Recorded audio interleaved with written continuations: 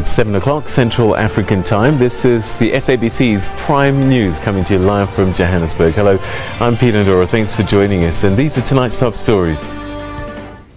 Cape Town. Classes at the Cape Town campus of the Cape Peninsula University of Technology, CPUT, were brought to a halt on Wednesday by students at the university who have been squatting in a very rundown office for the past 3 weeks and are desperate to be assisted with accommodation. 50 pupils, left homeless, opened a doorway to the office they were squeezing into. It revealed the floor covered in blankets with unpacked bags, which they slept on. They said they arrived on campus after they were told they qualified for accommodation or could return to the accommodation they occupied the previous year, only to be turned away once they arrived. So getting into residence, for me it was very important to get into residence, purely because where I am from, there's not that many resources to kind of like facilitate a student, especially with the amount of pressure that being enrolled in the journalism course comes with.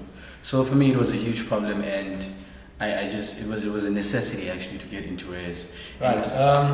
Look, I'm not very informed as to whether the government, as to what progress the government is making in doing something about it, but I'm quite sure there are steps that are being taken to do something about it.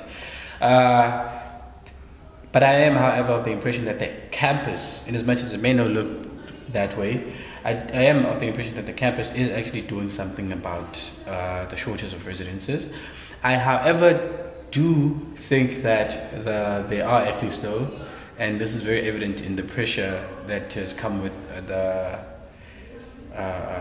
recent strike of students who haven't attained residence, who've been sleeping in corridors, or who have been sleeping in corridors, and without any residential aid. I have been struggling to have stability. The problem with that is I cannot really pinpoint where I'm going to sleep tomorrow, or where am I going to be able to find shelter, and that has been an ongoing process since I came to Cape Town. Also, the issue of not having stability is that it affects my performance at school, because I do try and find spaces where I can work properly, where I can try and concentrate, but that doesn't work, because I'm constantly stressed about where am I going to sleep, or how am I going to find sustainable accommodation. And I think that has been one of the biggest and significant challenges so far, and I'm afraid I think that the housing crisis has been a very poorly attended to issue, particularly at the CPUT institution.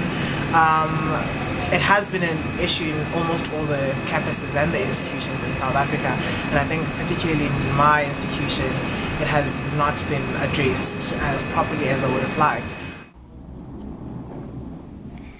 The story is more complex. There are too many students than there are rooms available. That is not the fault of the university, but the fault of government. Not enough subsidization is put into resources allowing for the development of new residences.